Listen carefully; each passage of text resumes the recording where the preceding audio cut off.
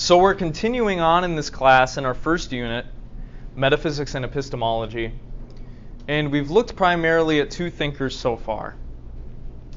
First we looked at Plato, and we read his allegory of the cave. What was the big theme or takeaway from that? Well, we all have an incomplete understanding of how reality works. We accept what we're told through education, from our parents, from the government and media, and oftentimes we don't reflect on that. But if we're going to pursue the truth, we have to pursue it wherever it leads. And what that's going to require is utilizing our logical faculties in order to question this stuff and try to get to the bottom of things. That's how I describe philosophy to you. It's a discipline in which these thinkers are trying to get to the bottom of things. So how do we do that? Well, there are two main views in the history of philosophy. We looked at one last time. This is what we called an epistemological view, a view on how we obtain knowledge of the universe around us. We looked at John Locke's An Essay Concerning Human Understanding. Good morning. And what did Locke say? How do we obtain knowledge of the world around us? It was an E word. Does anybody remember? Through observation, yeah. Yeah, and what's the name, what's the technical word for that view? That we obtain knowledge through experience. Close. It is an epistemology. Yeah? Not that one, but close. Empiricism, right. Empiricism, we get this word empirical from it. The idea is basically this. Look, if you want to learn how the world works and know what's going on, you use your five senses. You obtain an understanding of reality through your experience. How do you know that a stove that's on is hot? Either somebody tells you, you have that auditory experience, or you touch it and you feel for yourself and then you pull your hand away because it's really hot. So through experience. And I started off with Locke because he offers us a very commonsensical picture of reality, right? What was that picture? Well, we are human beings in this world, and there are objects out there that exist independently of us, right? Tables and chairs, whiteboards and laptops and markers, streets and cars and cities, right? And if we were to disappear tonight, all that crap would still be there. If you suddenly died in this class and had a heart attack, all your stuff would still be in your dorm room, right? It's not going to disappear just because you're not looking at it. And so that was the picture that he offered us. Humans basically understand reality by having these experiences with objects. These objects have certain properties that produce in us certain ideas of the world. And so our mind, by forming these ideas and reflecting on them and shuffling them around, we can come to a better knowledge of things.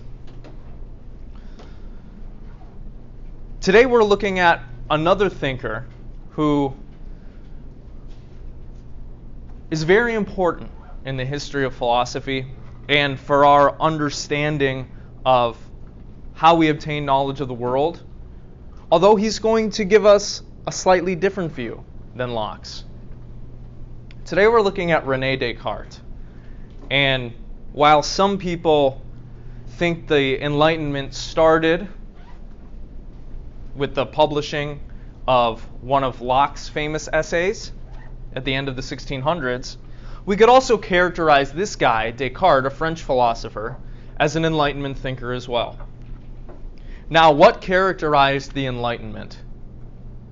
What were the people during this time trying to do, and what were they leaning on in order to do that?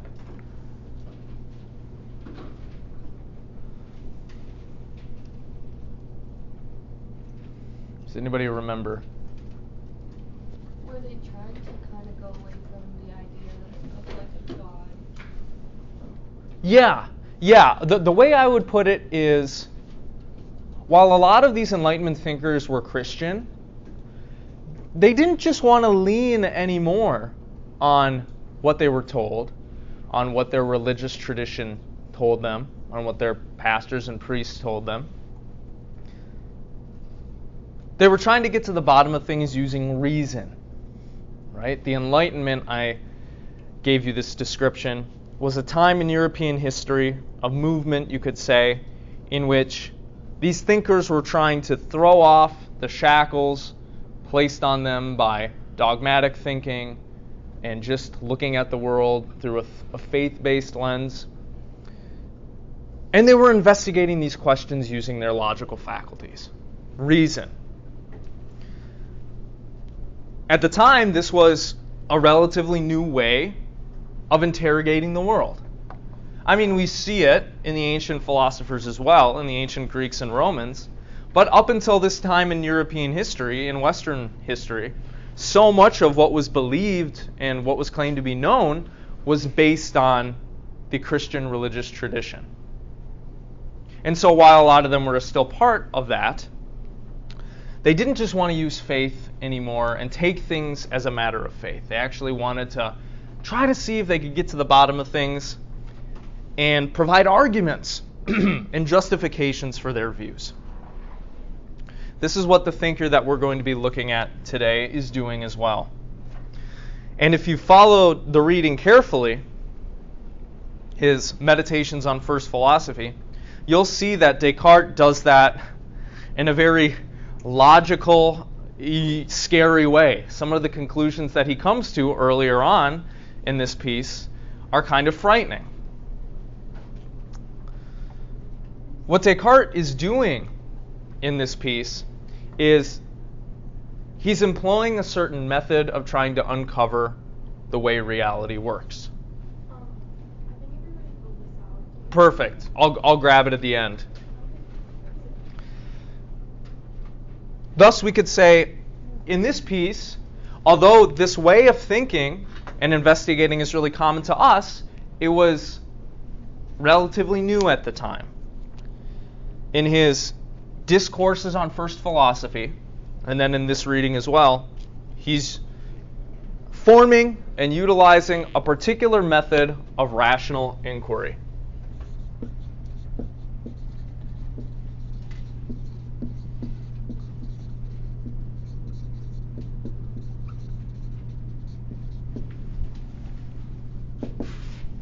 What is that method? Well, it's basically this. You begin with doubt, systematic doubt. You doubt what you've been told.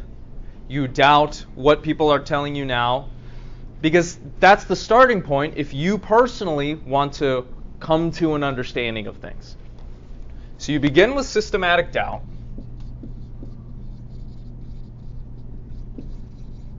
Like a skeptic would. And then what do? You use your logical mind to analyze the situation, or to analyze the problem or the issue. So, you proceed then with analysis. Analysis based on this ancient Greek word that basically means to break apart. What are you doing when you're analyzing something?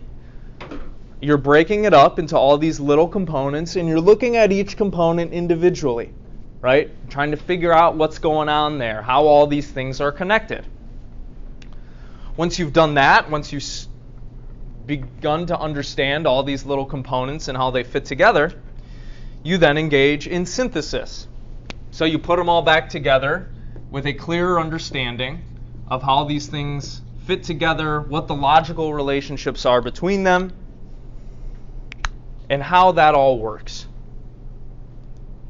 After you've done that, well, if you want to be a good writer, while you're engaged in this process, you'll be using these arguments to break things down and piece things back together and provide justifications for your ideas, and you recapitulate that at the end.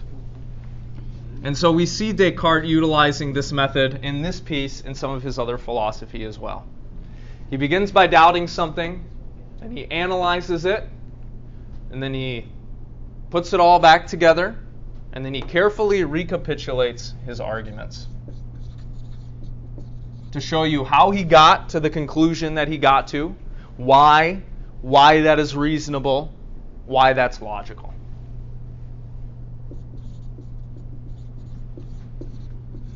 And we're going to be engaging in this today as well.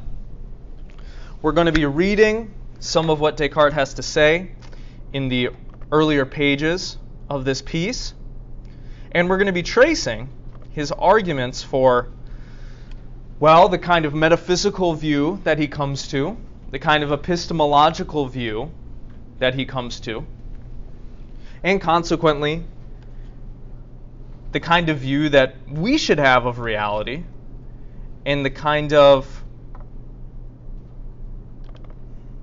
lens that we should view it through. So, that's what we're going to be looking at today. Do we have any questions so far?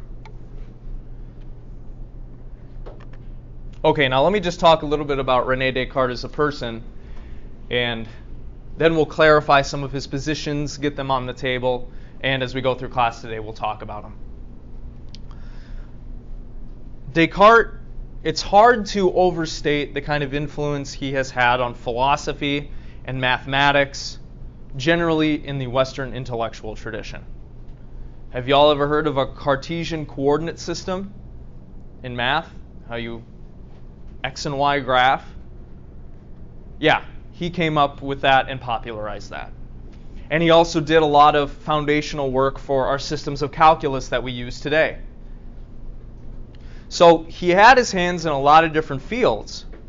And some of the arguments that he provides, the math, the philosophy, we still lean on a lot of these ideas and views today and how we think about the world. Most importantly, we could say he laid the foundations for three important views that people still lean on and assume today: rationalism, dualism, and what we might call Cartesianism, based after him.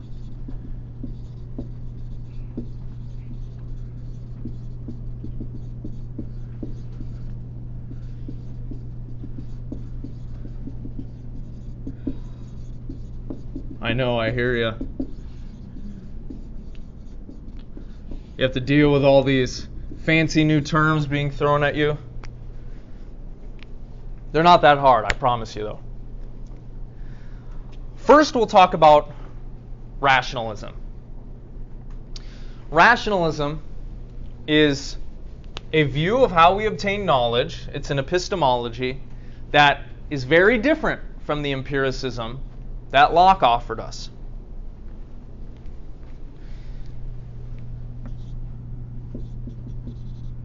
What was empiricism again? Well, I think the definition I gave you was, it's the view that knowledge is primarily obtained through experience, through the senses.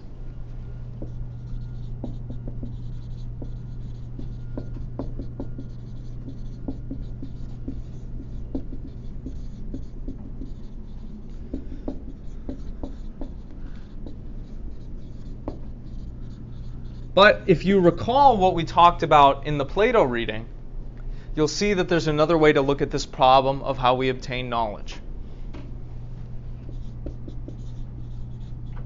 Whereas Locke offered us a commonsensical picture of reality in which, yeah, you understand the world around you as you build up your experiences and your ideas of the world, Descartes' going to offer us something very different.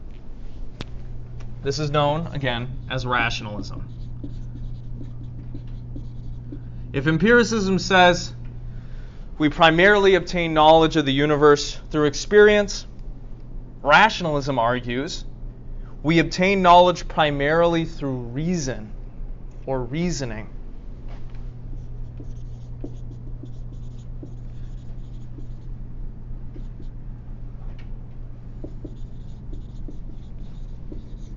This is very different from personal experience, lived experience.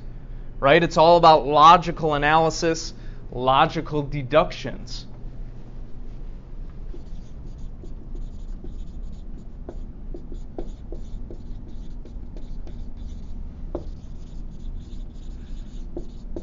The idea is basically this. What separates us from animals is that we have this ability to reflect, to think, to analyze. If we want to try to obtain certain and justifiable knowledge, just use that thing called reason. Okay? Reason will not lead you astray if you employ it properly. Experience may lead you astray. Right? You think you see a mirage in the desert when it's not really there. But what would reason tell you? Why would there be a swimming pool in the desert? Maybe I should be doubting my senses here. Right? And this is the view that Descartes is going to develop in this piece, and he's going to support in his philosophy. So that is what we would call his epistemology. But he develops a metaphysical view in this piece, Meditations on First Philosophy, as well. A view that's known as dualism.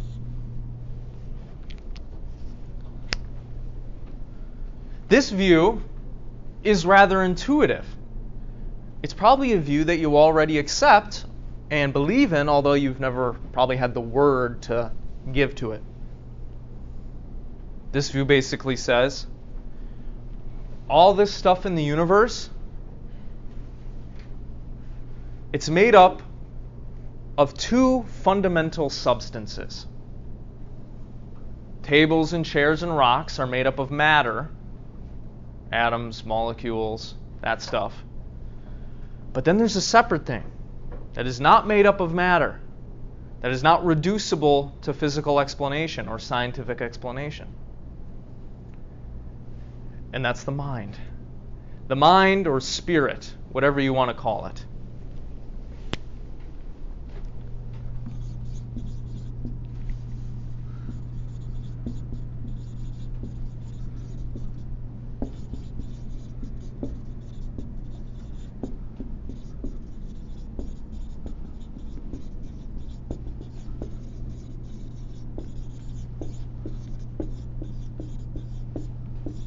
If I could spell, that would be great.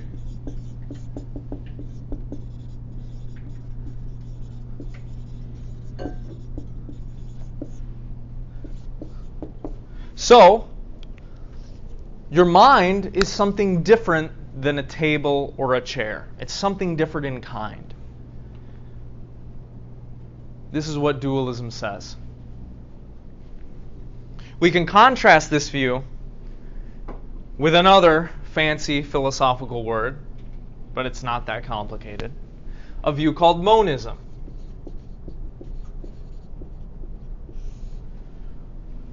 You see the root dual here, meaning two. It's the view that everything in the universe is made up of two underlying substances. What do you think monism is then? One. Everything is made up of the same underlying thing at bottom. Exactly. And this is basically what the contemporary scientific view of the world says.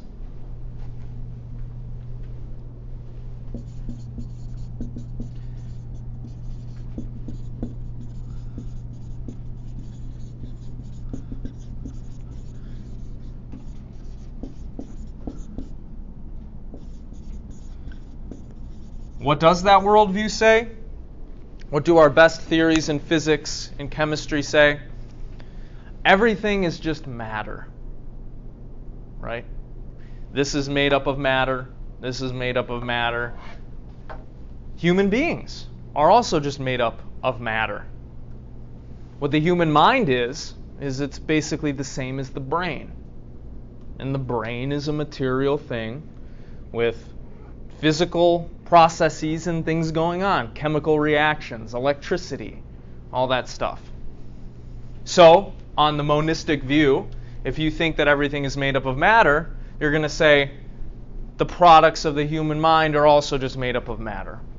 Love is just neuron 12A firing to 34B. That's all that is. It's not a mystical thing. You can explain it through physical causes, chemical reactions, all that kind of stuff. But if you're a monist, you don't have to just believe in this idea that everything is made up of matter. You could go the other way. You could say that everything is a mental construction, an idea, or a mind.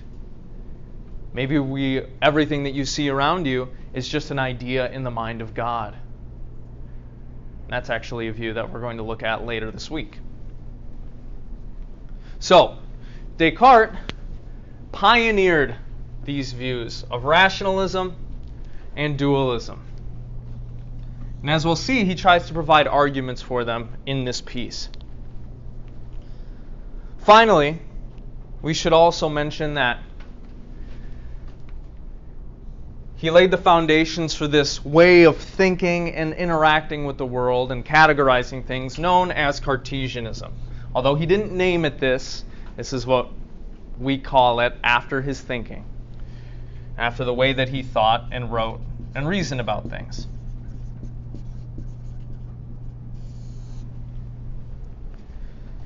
Cartesianism is the view that knowledge can be derived through a priori reasoning,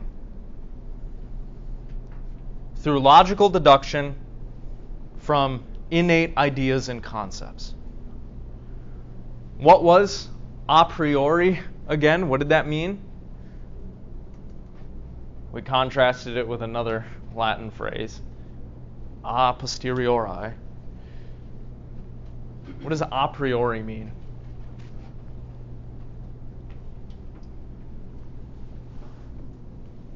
Well, it's kind of in the word. Prior to experience, right. The idea being basically this. You can figure out a bunch of stuff about the world without ever interacting with it, without ever having an experience with it. For example, what number comes after 7 billion and 2? What number? 7 billion and 3. And you've never seen 7 billion and 2 things, right? In one place. You never counted it all, right? But you know logically that's the number that comes next, right? There you just engaged in a priori reasoning. You didn't need to have an experience with 7 billion and 2 things to know that if you added one more, it would be 7 billion and 3, right? You just deduced that logically. This is a way of thinking that Descartes developed. He thought that we could derive a whole bunch of knowledge about the world just by reasoning through logical analysis. We don't have to go out there and do 10 billion experiments. We can just reason about a lot of stuff and know how it works and what's going on just through reason.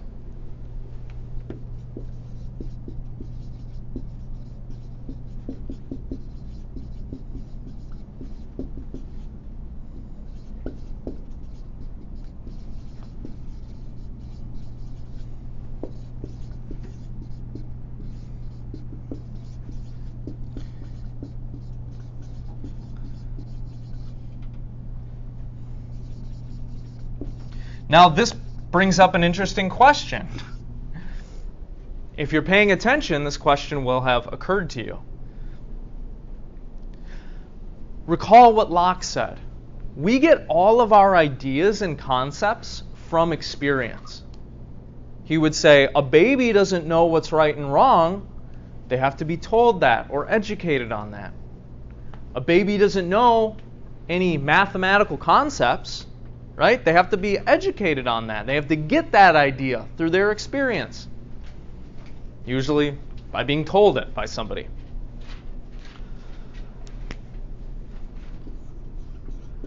But at this point you might be asking yourself, if we think that knowledge is obtained in this way through a priori logical reasoning, where do we get our ideas and concepts from? Because we need some sort of ideas and concepts to reason about, right? And draw logical conclusions from them. So where do we get that stuff? Well, what Descartes implies in this piece, which is the opposite view of Locke, is that we are just born with some innate ideas and innate concepts within us already. For example, like the idea or the concept of God. So he's going to disagree with Locke on the idea that there are no innate ideas. He's going to say, no, we do kind of come pre-programmed with some concepts and ideas and capacities. But we'll get into that as we go through the reading for today. So what exactly does Descartes say in this piece? What is he doing? Why do this at all? Well, let's talk about it, because I think you'll discover his aim is sensical, and what he's doing is not dissimilar from what we do when we're trying to solve a problem. Okay? Today I asked you to read just a few pages from his work, Meditations on First Philosophy. Let's start with the title. What is a meditation? When you're meditating on something, what are you doing? Shout it out. Sitting with it. What does that mean? Like deep reflection. Deep reflection. Right. We kind of use this word meditation in two different ways, and there are different kinds of meditation, right? Maybe somebody told you, meditation helps with your stress, and maybe what you do when you meditate is you try to empty your mind, right? But another meaning of this word meditation is you sit with something. You think about it. You reason about it. And that's what Descartes is doing in this piece, okay? He's sitting with some very difficult problems.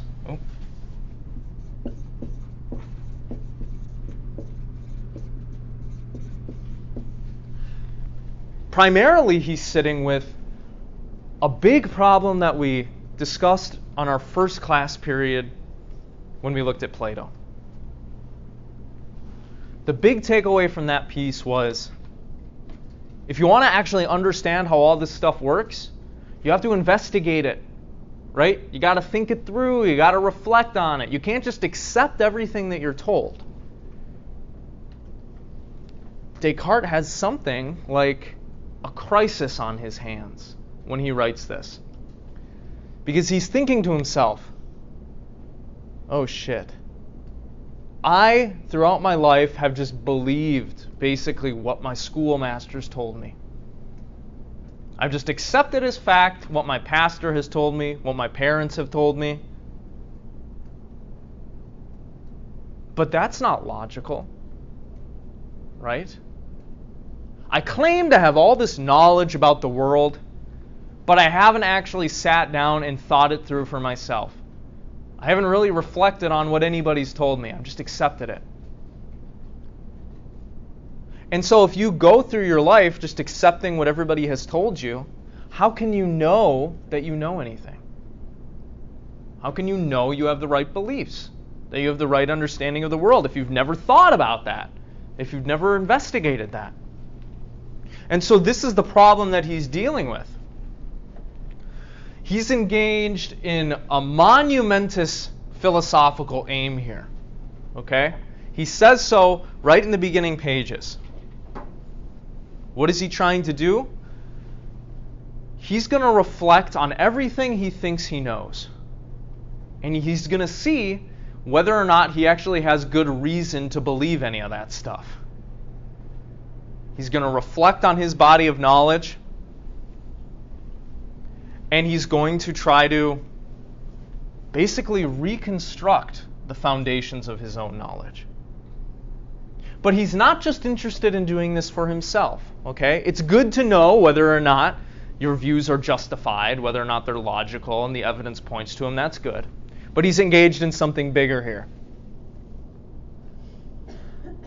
He's also trying to see if he can find a stable, certain foundation for human knowledge moving forward that humans can rely on to cultivate a better understanding of the world. So this is a monumental task. Have you ever tried to reconstruct the foundations for human knowledge? No, only a madman would try to do that, right? That's a crazy person thing. But that's what he's trying to do in this piece. So we could say his goal is to re-examine and reconstruct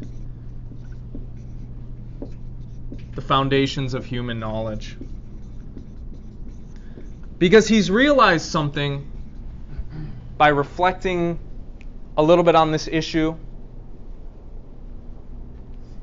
He's realized that he's just accepted willy-nilly what the senses have given him and told him. But there's a deep problem with that. As we'll see, the senses can deceive you, right? You can hear something and nothing actually was there. You can feel that vibration in your pocket and you didn't actually get an Instagram notification, right? You can think you see a swimming pool in the desert and it's not really there, it's just a mirage. If our knowledge and our sciences have been primarily based on observation, experience, how do we know that our observations are actually tracking reality?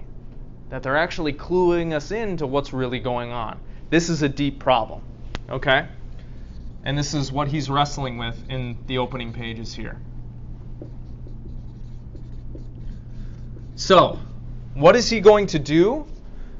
What is he going to use to re-examine and reconstruct the foundations for human knowledge? Like any good Enlightenment thinker, he's going to use reason. Okay? He's going to use reason and his logical faculties to reflect on what he's been taught, whether or not we have any good reason to believe all of the stuff that science and religion and everything is telling us.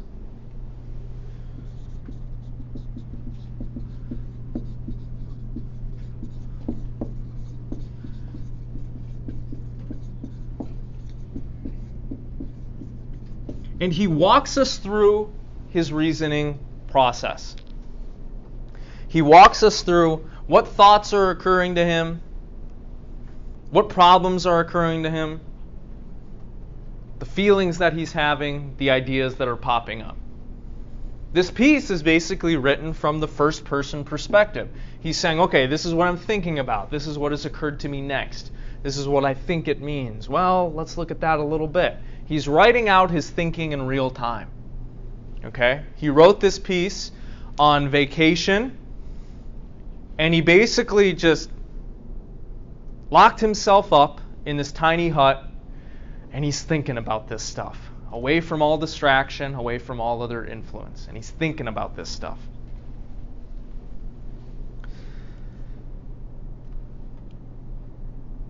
His starting point is a particular view on what we can know. If he's going to look at his knowledge, human knowledge, and try to find a sure foundation for it moving forward, he wants to try to uncover an idea or a truth that is guaranteed beyond all doubt. Okay? Because if we build human knowledge on shaky foundations, well, that's not going to work. That's not good. We need something sure and guaranteed and perfect in a sense to use as our foundation. And so he's going to be very strict with what he considers to be knowledge and what could be a potential foundation for us moving forward. He makes it clear that the view that he's going to presume from the outset is this view known as epistemic infallibilism.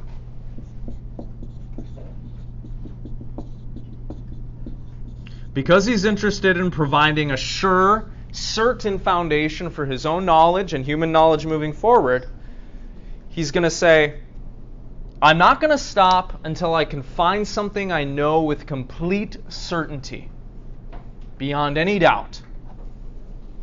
And that's what epistemic infallibilism says.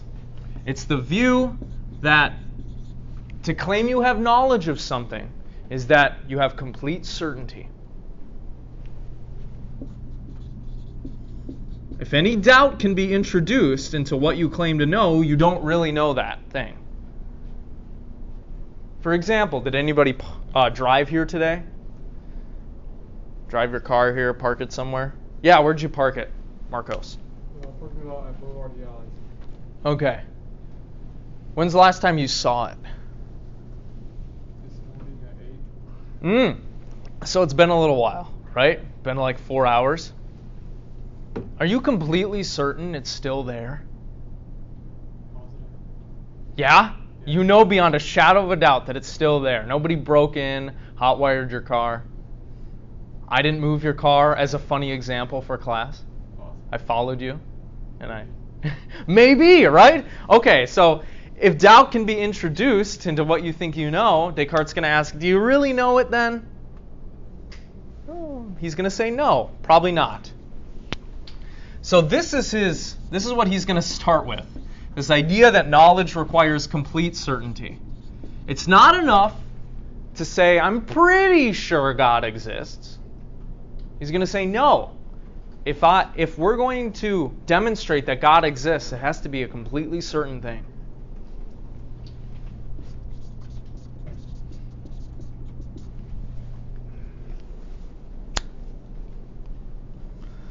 So, in this piece, because he's interested in doing this, he starts logically reflecting on these issues, on his life, his education, and so on. He begins by doubting something that we all think is relatively important and that we utilize every day. Does anybody know what he starts by doubting in this piece? I've already kind of given it away. The senses. He begins by doubting the senses. And he thinks the senses are not going to be a firm foundation for human knowledge that is certain and guaranteed. Why?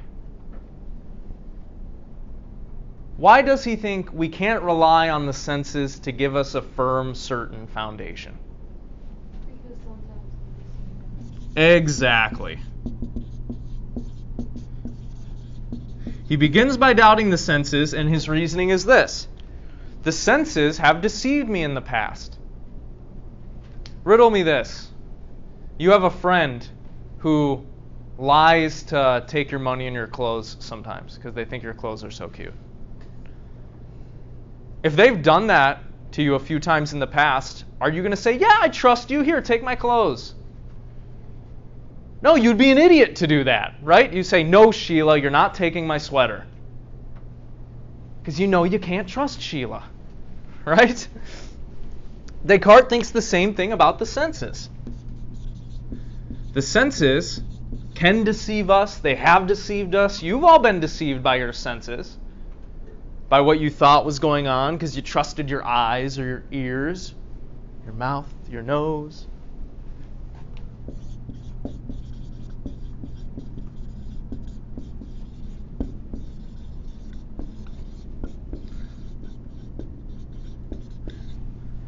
So the senses are not going to do as a firm, certain foundation for human knowledge.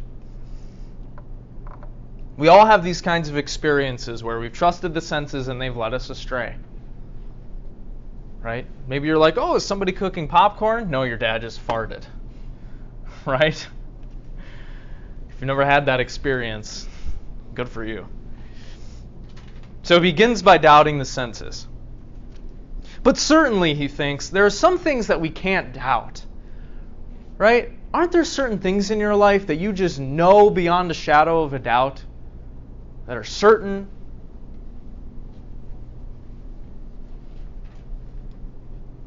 How about math? Isn't math certain? Proofs of geometry, aren't those certain? Can you doubt those? Well, I suppose you can, but does it make sense to doubt them? Can you doubt that a triangle has 3 sides and 180 degrees in the middle? Doesn't seem like you can, right? It's like, well, that's what it means for something to be a triangle. That's certain, that's firm. The problem is, if you think about that a little harder, you'll realize that even those firm and certain things can be doubted.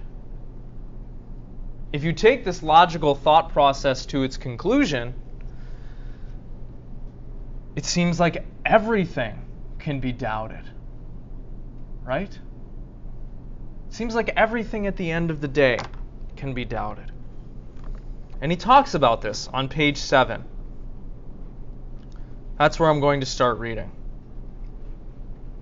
But it may be that although the senses sometimes deceive us concerning things which are hardly perceptible or very far away, there are yet many others to be met with as to which we cannot reasonably have any doubt, although we recognize them by their means.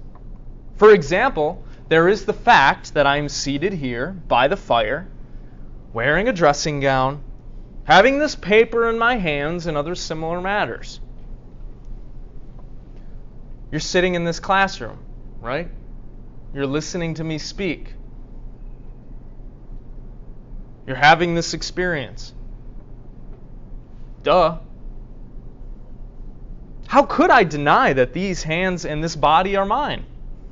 Were it not perhaps that I compare myself to certain crazy people, devoid of sense, whose cerebella are so troubled and clouded by the violent vapors of black bile that they constantly assure us that they think they are kings when they are really quite poor, or that they are clothed in purple when they are really without covering at all, or who imagine that they have a jar head, or are nothing but pumpkins, or are made of glass.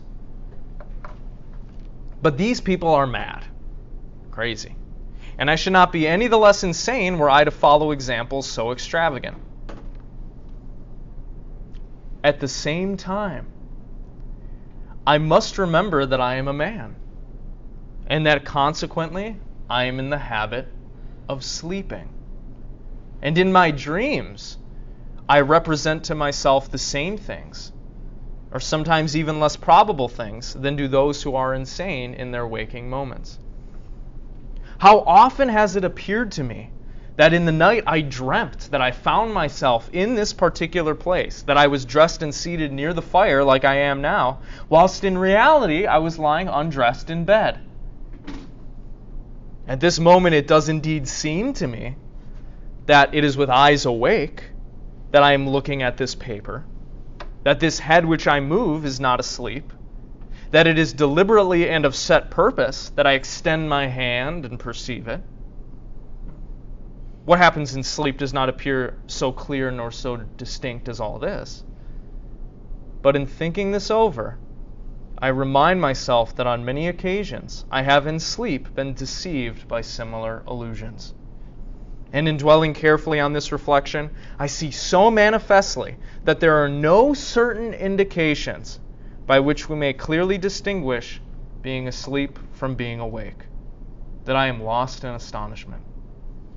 And my astonishment is such that it is almost capable of persuading me now that I'm dreaming.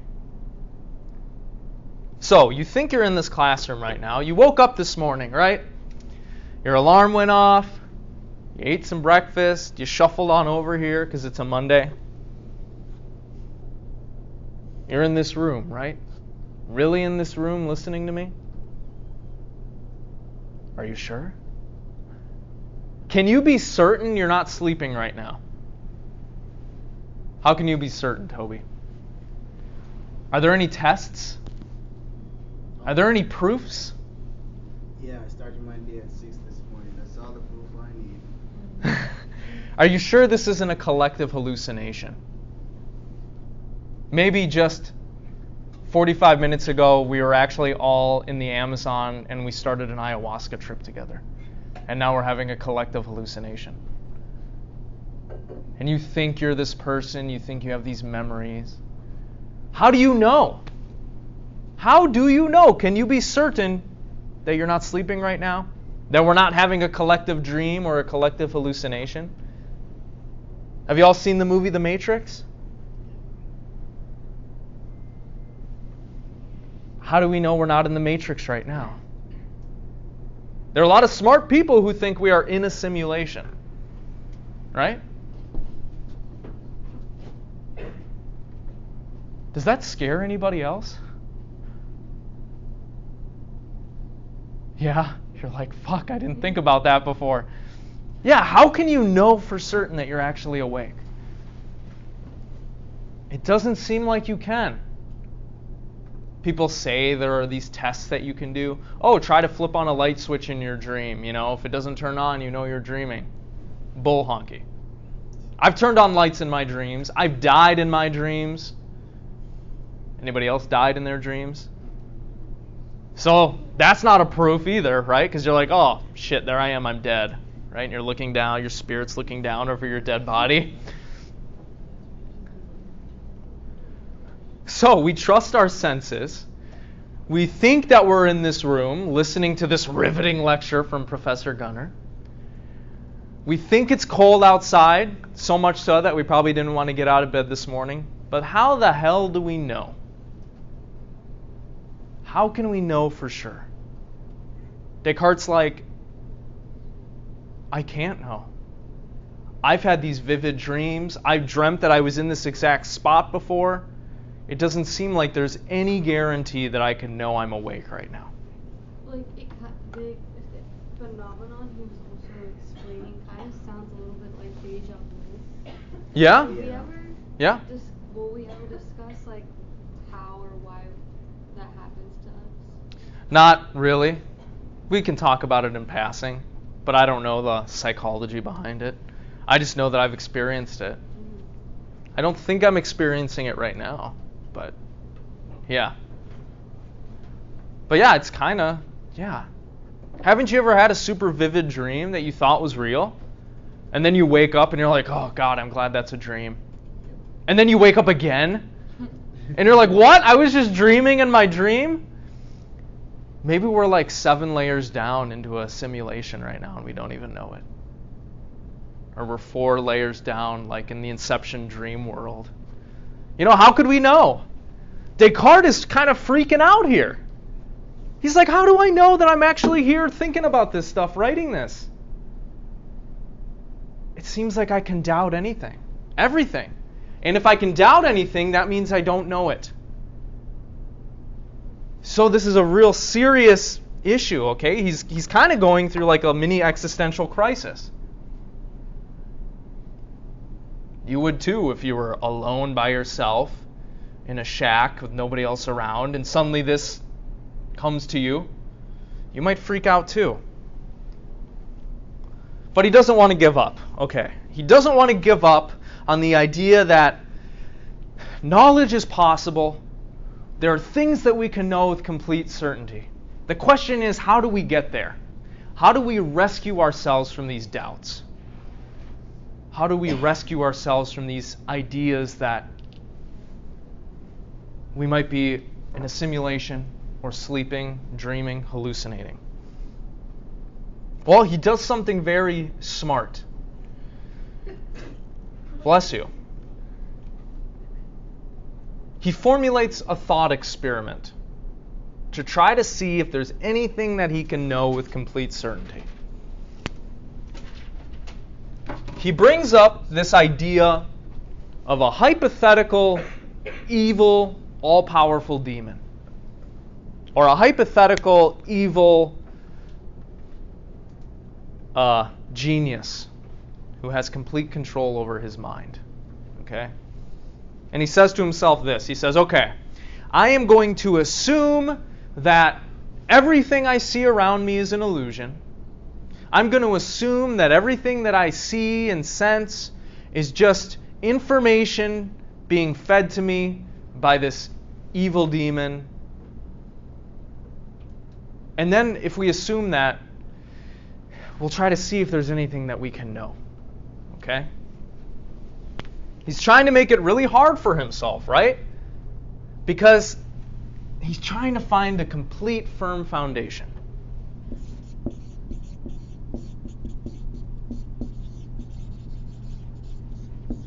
So we're going to do the same thing. We're going to walk through this. I want you all to assume everything that you see right now is an illusion. Everything that you're hearing, feeling, tasting, smelling. Assume that's all an illusion. Assume that there is this evil demon out there whose sole purpose is to deceive you. And so it's feeding you all these sights and sounds. It's showing you this picture of the world that isn't actually true. Okay? Assume that. Take that as a given.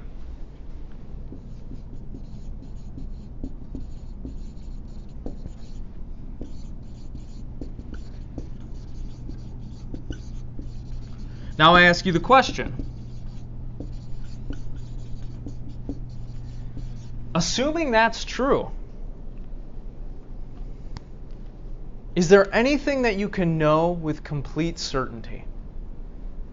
Even if everything that you see around you is an illusion. If there is such an evil demon who's all-powerful, who exists, and their sole purpose is to deceive you, is there anything that you can know with complete certainty? What do you think?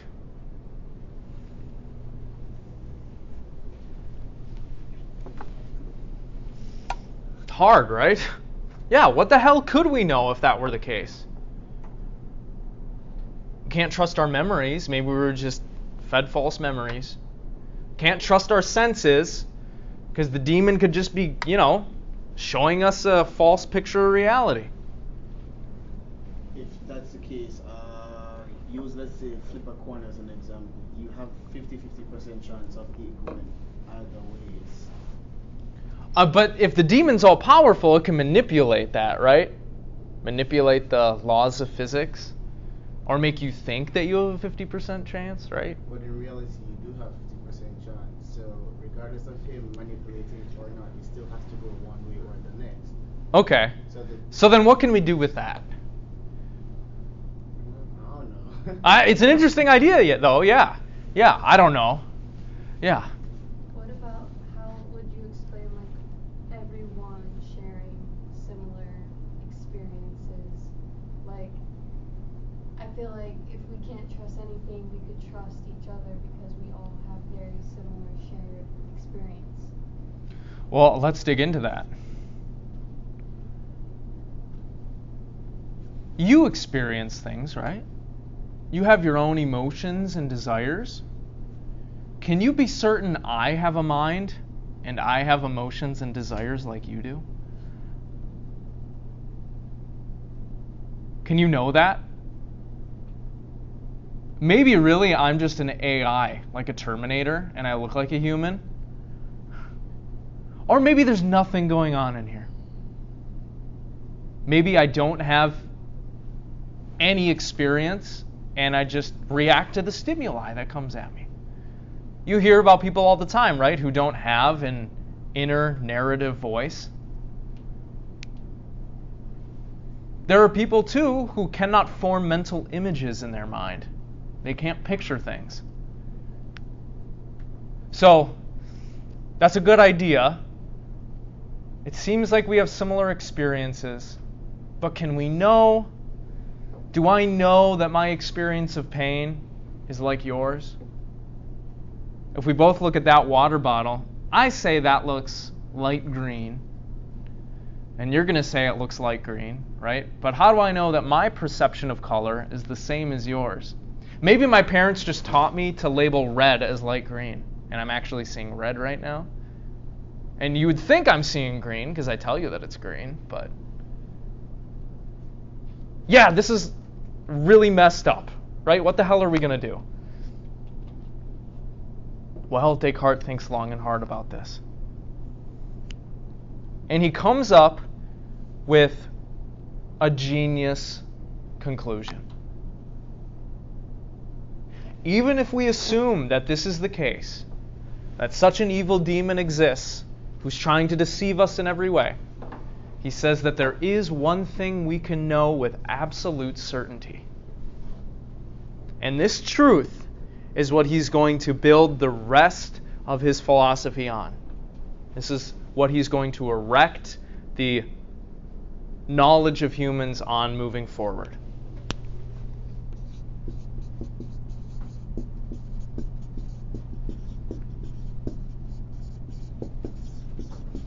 He says, even if this is true, there is one thing that we can know with absolute certainty. Each one of us.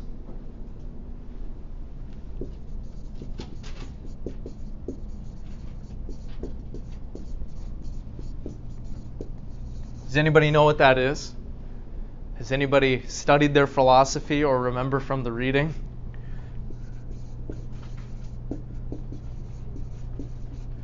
You've probably heard it before. This Latin phrase that he shouts out in an epiphany. Is it cogito ergo sum? Exactly. He realizes, cogito ergo sum.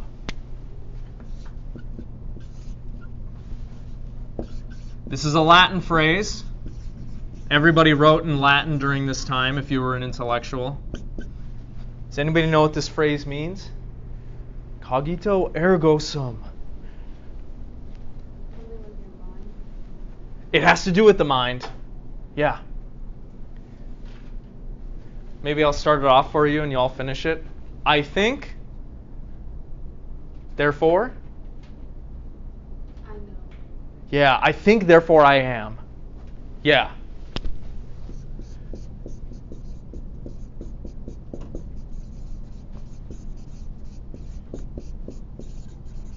So what is the one thing that we can know with absolute certainty? Even if such an evil demon exists, it's that we exist. And his reasoning here is really cool. The idea is this: as long as you are thinking, you can know for certain that you exist. Why? In order to have thoughts, there has to be something doing the thinking. Right? In order to have an emotion or a thought or an idea, there has to be something having that thing. So, if you're having thoughts, if you're having experiences, you can know for certain that you exist. Because only beings have thoughts, experiences, perceptions, ideas. Or another way we could put it is this: if we assume that such an evil demon exists, baked into that idea is, well, if this is true, there has to be something that the demon is trying to deceive. Right? So we can know that we exist. Even if such a demon is deceiving us, we could know, oh, I must exist, like otherwise I wouldn't be able to be deceived. I wouldn't be able to be mistaken about things. So it's an interesting little logical thing that he does here. He says, if there are thoughts, if there are experiences, there necessarily has to be something having those thoughts and experiences. And that's what you are. You are that thing that is having thoughts and experiences. And so each one of us can know with absolute certainty, as long as we're thinking, having experiences, having perceptions, we can know that we exist. So if that's, like, I don't know, if we use that with reason, then, like, how do you explain when people say that they die and come back and they remember their experience when they died? Like, Yeah. do you think they just never died, or you think that we just never died? Well, this gets into his next view, which I think you might really like. That provides a way of explaining that, maybe. This gets back to his dualism. See, Descartes doesn't think you're just a fleshy electric meat machine. Okay? He thinks you have this thing called a mind. And your mind is separate and distinct from your body. So, it's possible that when your body dies, that doesn't mean that you have died. It just means that your body is done.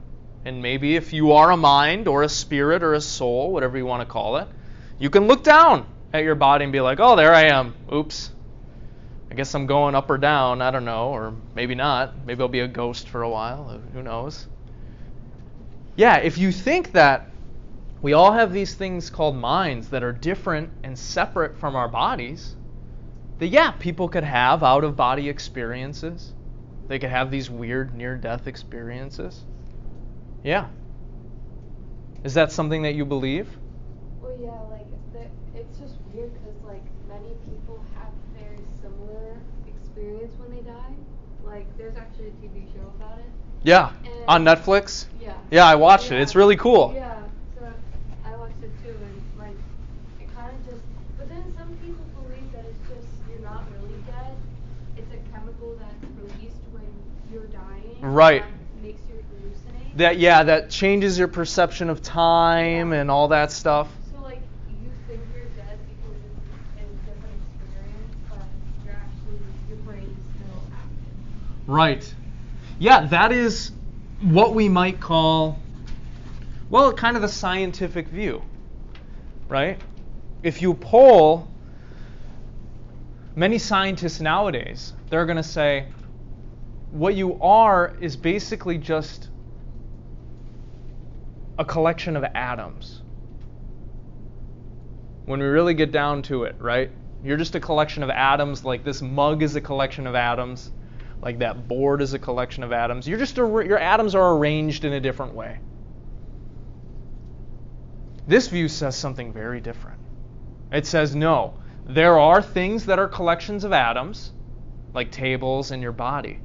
But then there is this immaterial thing called the mind that also exists. And your body and your mind are somehow causally connected, but they're two fundamentally different things. Your mind is not reducible to what your brain is doing, even though they're causally connected.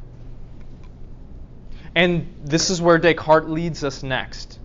So he realizes, okay, I can know that I exist with complete certainty because I'm thinking right now. And if there's thought happening, there has to be a thinker. He begins to then consider, okay, so I'm thinking, I'm having thoughts. What exactly does that mean? What does that imply? What am I? What kind of thing am I? And that's where he goes next.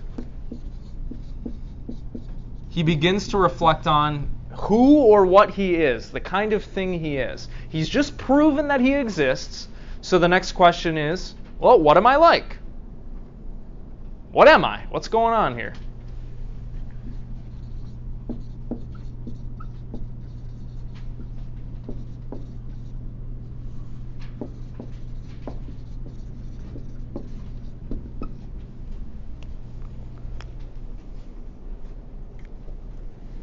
And along with this, not only does he reflect on and try to work out who or what he is, he tries to also figure out how we can have knowledge in the first place.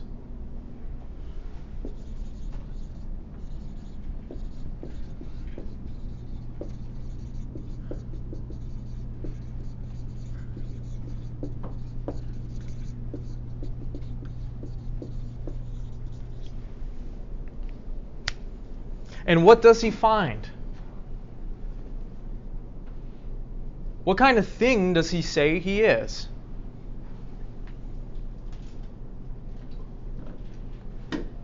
Maybe contrast it with the body and sense organs. It's the other side of that. You have a body and you have a mind. Yeah, exactly.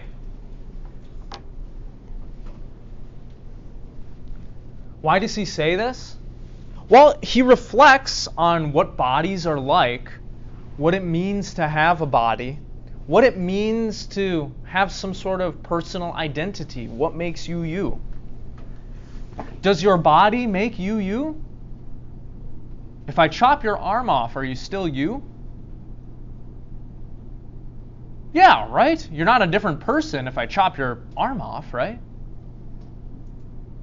How about if I pluck your eyes out? Are you still you, or do you turn into a different person? Do you become me?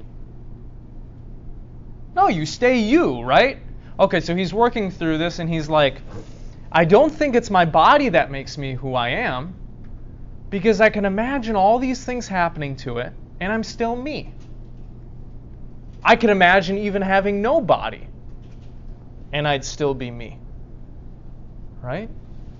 Think about if we took you and we connected a bunch of electrodes to your brain and we put you in a simulation.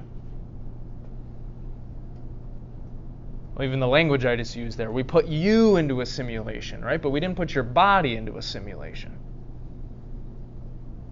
So what he does is he says, I have a body, but my body is not equivalent to me.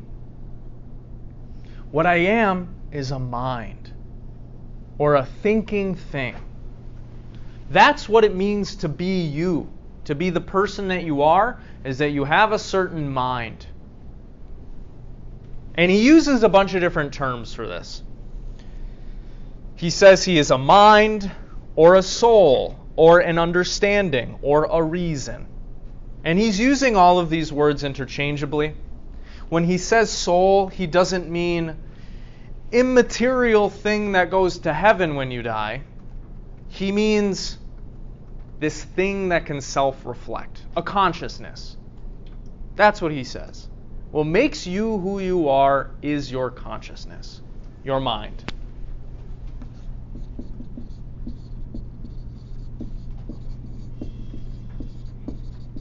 I know, crazy, right?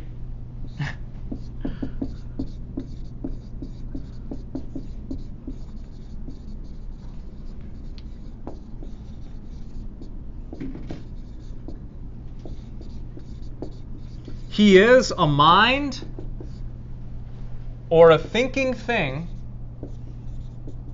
that can do all of this thought stuff. A thing which doubts, understands, conceives, affirms, denies, wills, refuses, which also imagines and perceives. This is the kind of thing that we are. A thing that can do all this stuff. We can doubt, and we do every day. Understand,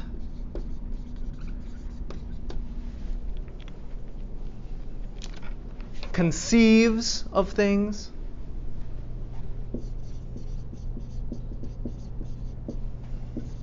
affirms, or basically is like, yep, yeah. Denies, we deny things. We will things. We refuse things.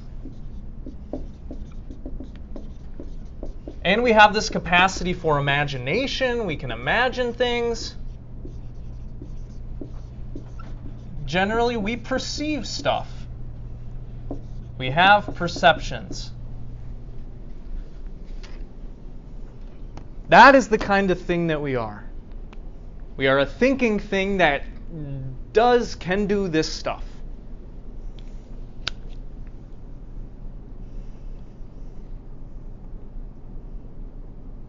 So then the next question is, okay, if that is what I am, if that's what you are, you're a thinking thing, how is it that we can obtain knowledge of the world around us? How does that work? Slowly, brick by brick, he's building back up his knowledge, right? And he's trying to provide strong, reason-based arguments for these ideas. He uses a very famous example to show that the way that you obtain knowledge of the world around you is not through your senses. It's through your mind. Your mind is somehow reaching out and grasping reality. It's not something your body is doing. And to show this, he brings up this famous wax example.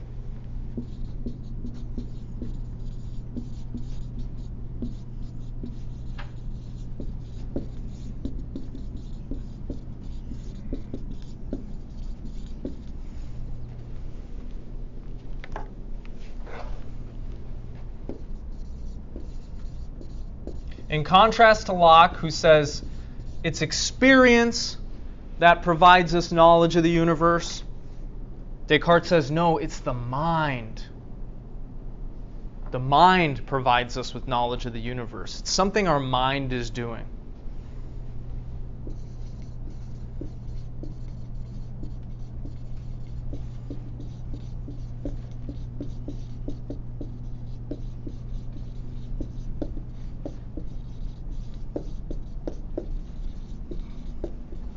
So now open up your readings to page 11, and we're going to walk through this example. What he thinks that he has shown here is that you know things not based on your sensations or what your senses tell you, but by something your mind is doing. Halfway down the page on the left. Let us take, for example, this piece of wax. So he's got a piece of wax in his hand. And he's like, how can I know what this is like? What this is? It has been taken quite freshly from the hive, and it has not yet lost the sweetness of the honey which it contains. So it's sweet because it's got honey in it. It still retains somewhat of the odor of the flowers, smells like flowers, from which it has been culled. Its color, its figure, its size are apparent. It is hard, cold, easily handled. And if you strike it with a finger, it will emit a sound. Probably like kind of a, right? Imagine flicking a piece of wax. All of the things which are requisite to it, to cause us to distinctly recognize a body, are met within it. But notice that while I speak and approach the fire with this wax, what remained of the taste disappears. The smell evaporates, the color alters, the figure is destroyed, its shape changes. The size increases, it becomes a liquid. It heats up. Scarcely one can handle it, and when one strikes a puddle of wax, it doesn't make a sound. Does the same wax remain after this change? Imagine you have a piece of wax that's hard and cold, and then you bring it up to a fire and it melts onto the ground. Is that the same piece of wax you just had?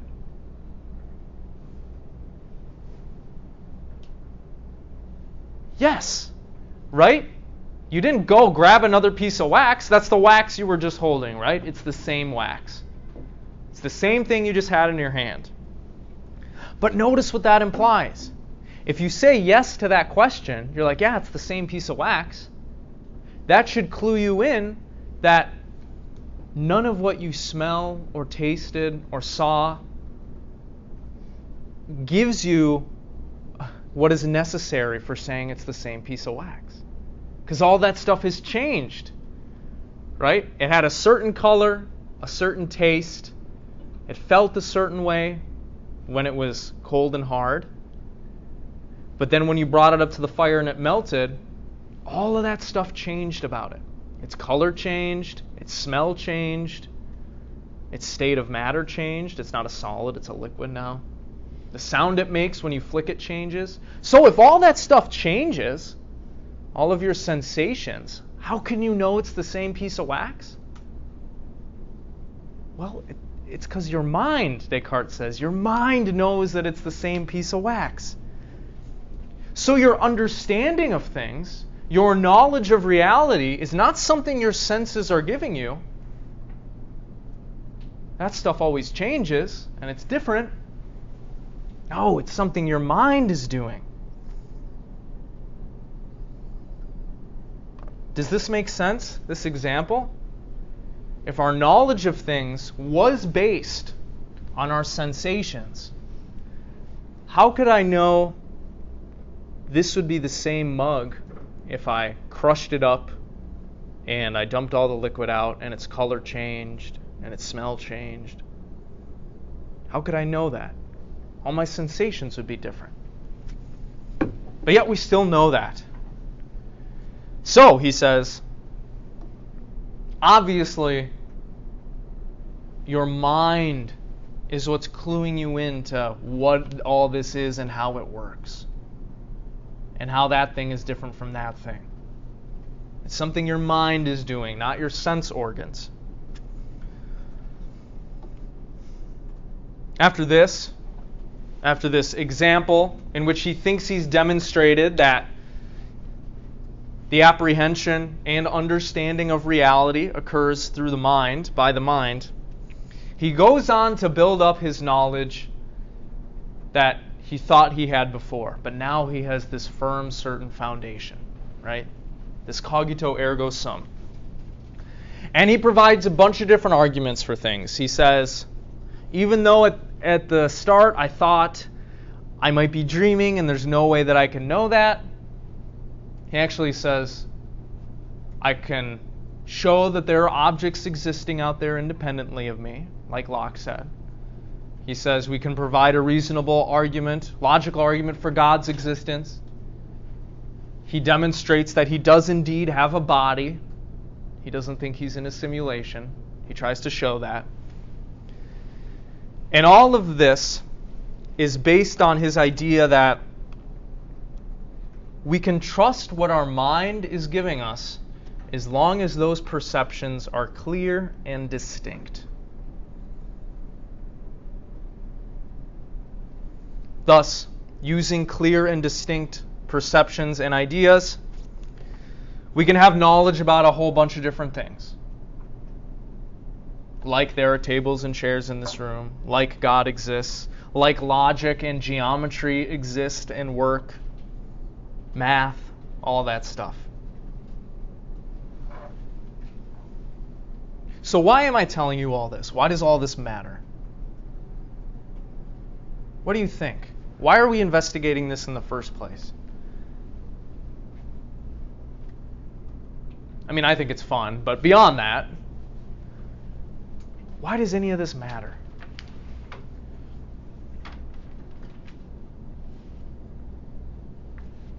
You're like, I have no fucking idea. None of this matters. This isn't going to help me get a job. This isn't going to help me get my boyfriend back. But it does. It does matter. Why? Because some of these basic ideas that we're looking at the start of this class inform all of your other ideas and beliefs about the world. You just haven't realized it. Let me show you how. By comparing what Locke said last class and what Descartes is saying this class.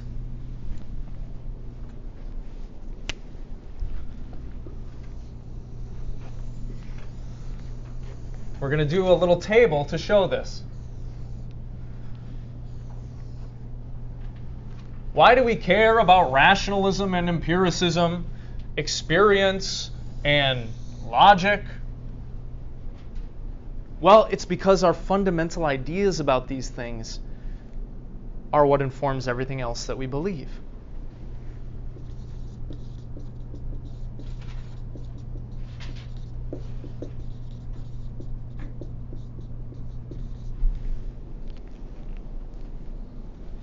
Oh, we need to do one more here. I messed up. We'll do this. We'll do this. So let's walk through what these views say again. Where does empiricism say we get our knowledge from? Right. Experience our sense organs. Right?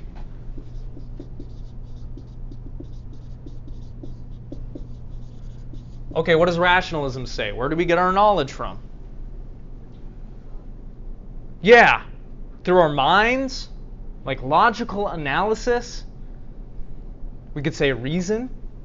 We have innate concepts and ideas, and we use our reason to connect it to everything and draw conclusions from those innate ideas.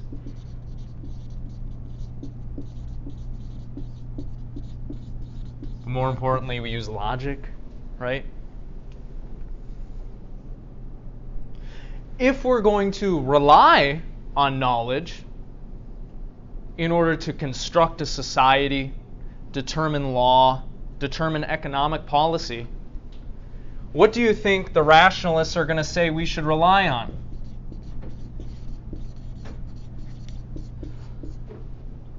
A priori or a posteriori knowledge? What knowledge is certain?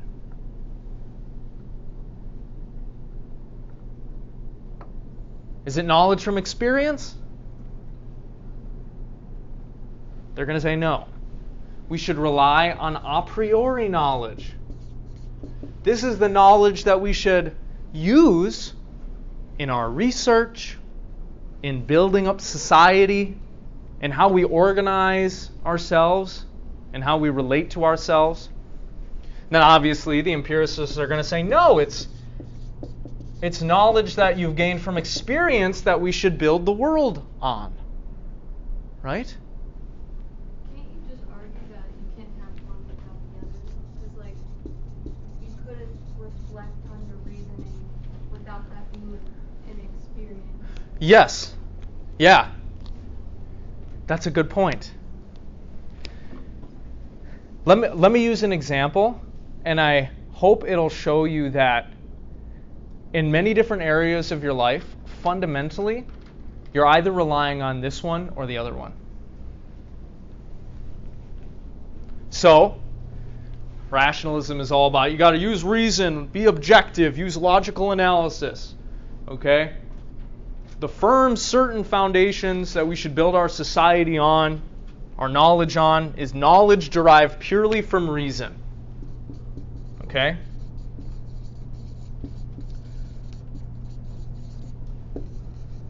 You got to be reasonable. Got to follow where the reason takes you. What's logical, what's rational. What do you think the empiricists are going to say? What kind of knowledge should we rely on?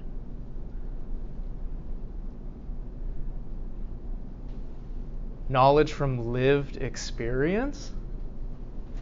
Yeah? Now you can see how these ideas form the basis of some of the contemporary political debates that we're having, and debates over social and economic policy, and what laws we should have, and whether or not we should abolish the police.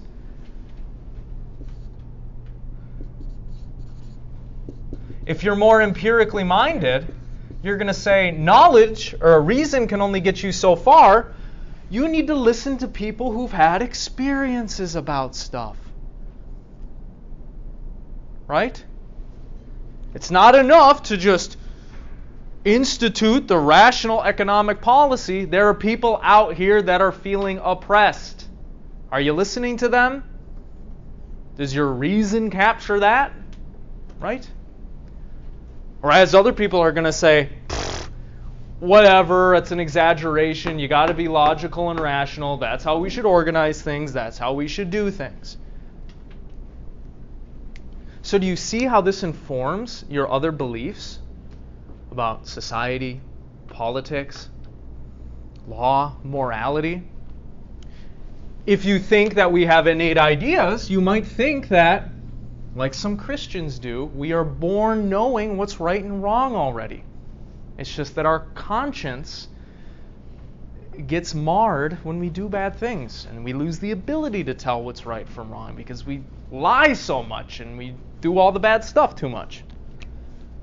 Or, if you're more empirically minded, you'll say, no, all of your ideas about what's right and wrong, good and bad, that comes from experience.